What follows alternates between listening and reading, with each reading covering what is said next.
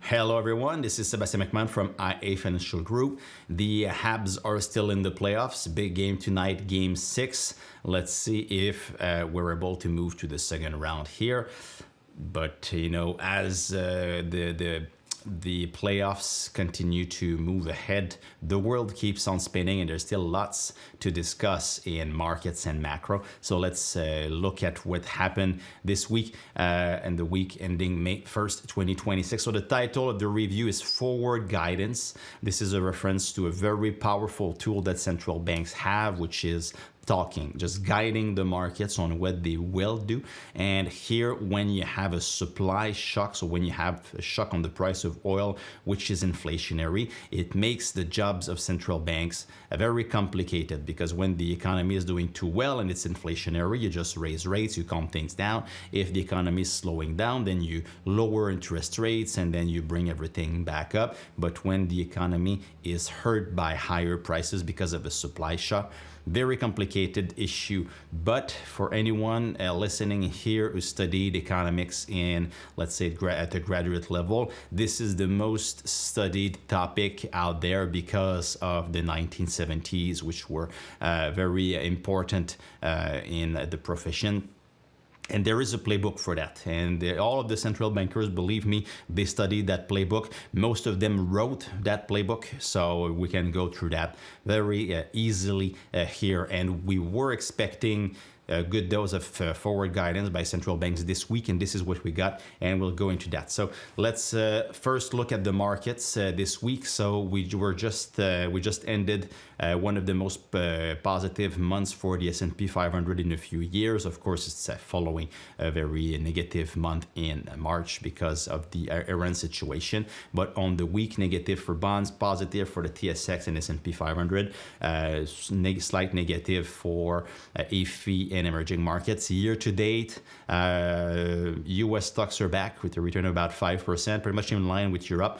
TSX is better, and emerging markets remain ahead of the pack with the 13% return. Price of oil higher. Markets seem to, let's say, look through that, but it still remains a very important risk. So it's not because in the short run markets discard the fact that the price of oil is up again, $105 for WTI, about 110 for the Brent.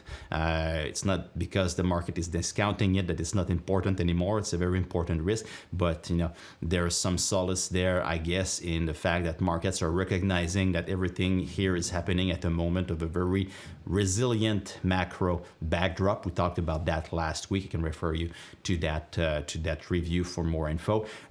US dollar was down on the week, so that benefited the CAD and euro, and the price of gold still, let's say, looking for a direction here. So central banks. All right, so we got a healthy dose of forward guidance, and this is exactly what we were expecting. We're not expecting any moves.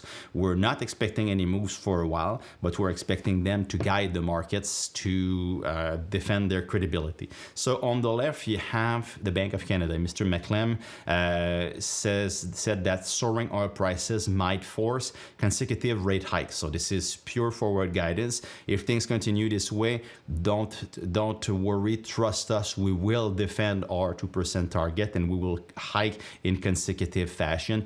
That's forward guidance. It says also that if the United States imposes significant new trade restrictions on Canada, we may need to cut policy rates. So of course, forward guidance goes both ways here. And so far, there's little evidence that higher oil prices have fed through to other goods. This is very important. We'll get to that in a few minutes. There is a playbook. We'll look at the playbook, and we completely agree with what Mr. McClem is saying here. It's not yet the case that the bank is forced to act. So that's for the Bank of Canada. We'll get to that in a few minutes. The Fed, a bit more complicated here. So they held rates steady, expected, with the highest level of dissent since 1992. So the dissenters in the US on the FOMC committee, it's not that they wanted to hike now, it's that they wanted to make sure that in the statement it was, let's say, more balanced than it is now, and that they would address the need for eventual hikes, or let's say to bring some forward guidance on the hawkish side. And so this was the distance. So you have, let's say, more discreet dose of forward guidance, but you still got forward guidance in the U.S. The thing that was let's say the most important that came out beyond forward guidance is the fact that Chair Jerome Powell, this was his final meeting as chair.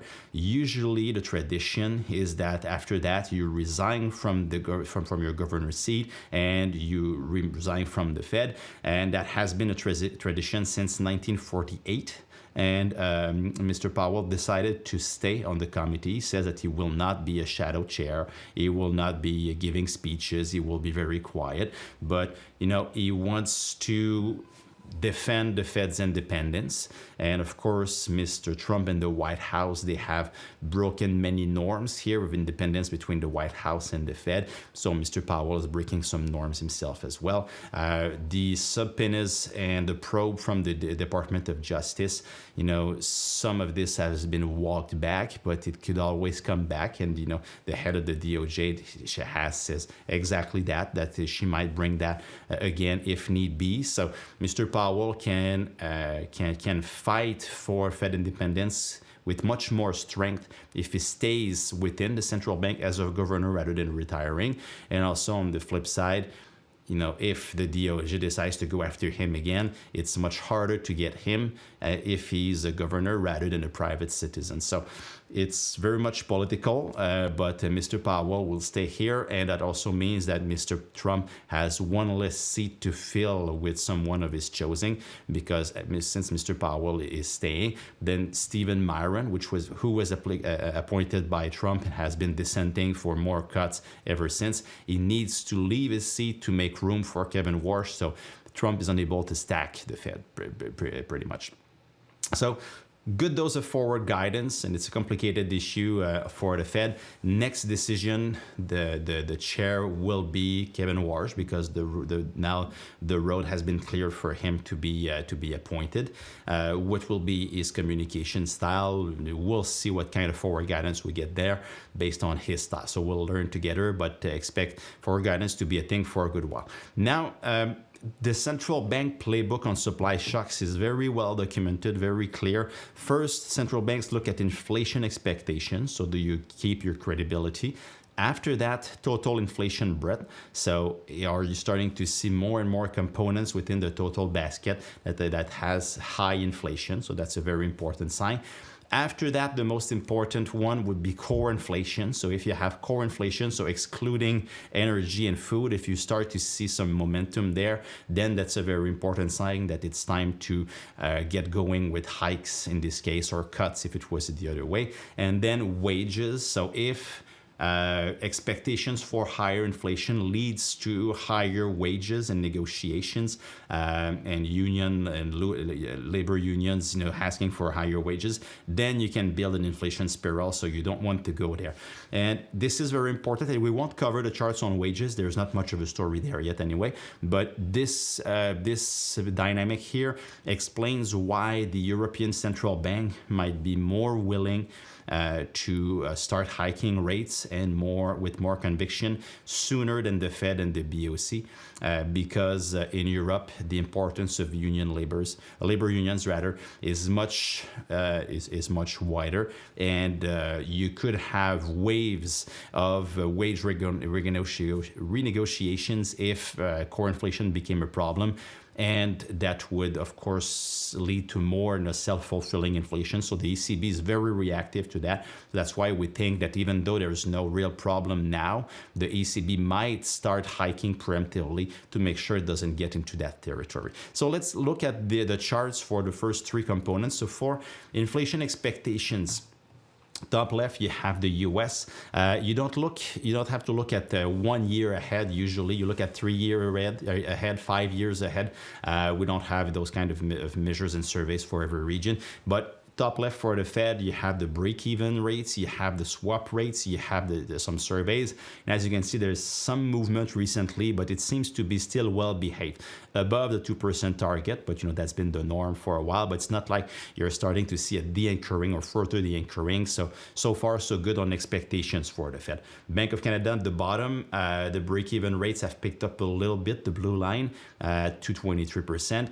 The CFIB, so the Business Barometer of Small Businesses, it has picked up recently, but that's 1 year ahead. So a point of concern here, but not yet worrisome. And for Europe, top right, then you're starting to see inflation expectations 3 year ahead picking up quite rapidly, because also they import the lion's share of the energy that they consume in Europe. So this has much more of a kick into the European economy than elsewhere. So let's say inflation expectations starting to be to raise some eyebrows in Europe, but in North America still pretty much under control. Now for the breadth of inflation, in the US, so the red line is the share of the components of inflation which are rising by over 5%. So you can look at, let's say, broccoli and shoes and any kind of thing that is measured by the CPI. So the share of those components that is rising with the prices are rising at more than 5% over the last year. Of course, it's picking up in the US, and of course behind that also in the US you have the tariff situation, which is still pushing inflation higher. So you have to look through that as well. But so far, not that worrisome. But maybe in the US, because of the stacked effect of tariffs and the price of oil, that can become an issue. Bottom, you have the Bank of Canada, well, for Canada, so it's less of an issue here. So I would say that there's no worry yet for Canada, and for Europe also, things seem to be under control. So far, expectations in Europe may be worrisome. For the Fed, there's the tariff impact that is pushing inflation higher with more breadth, so it needs to be looked at. But the final telling sign would be core inflation. So here you have them, and here we change to 3-month annualized to see the momentum in core inflation. So in the US top left, you see the momentum is stronger and it has been accelerating. But again, there's also the tariff impact in there, so you need to take that into consideration if you're the Fed. So they're looking at it, but does it warrant starting to hike now? Not yet. For Canada and for Europe, you can see, the momentum is actually slowing down. And for Canada, the core CPI 3 months annualized change is below 1%, so there's no issues there. So again, the playbook is warrants to use forward guidance for now, and you start to think about hiking if those charts move significantly, and that's not yet the case. Will it be the case in 2026? We don't know. But if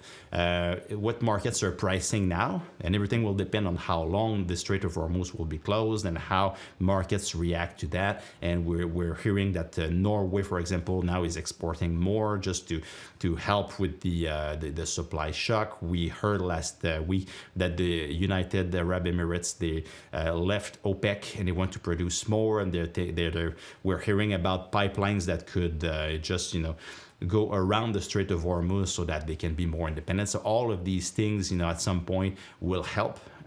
So how long will the supply shock last? We don't know.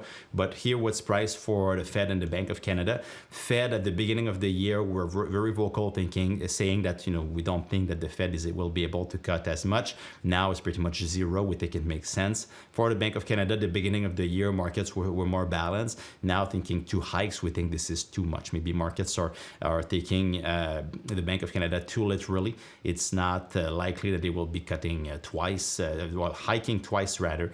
This year. It's more forward guidance for now, but you have to price in some risks of hikes.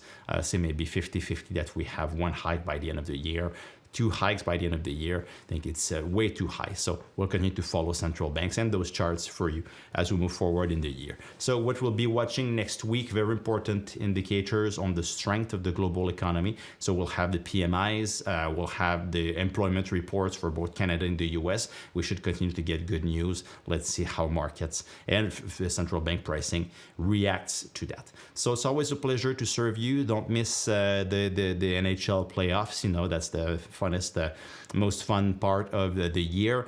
In the meanwhile, the world keeps on spinning, so we'll keep informing you here of how we see things. So if you appreciate the content, please share, and of course, come back next week.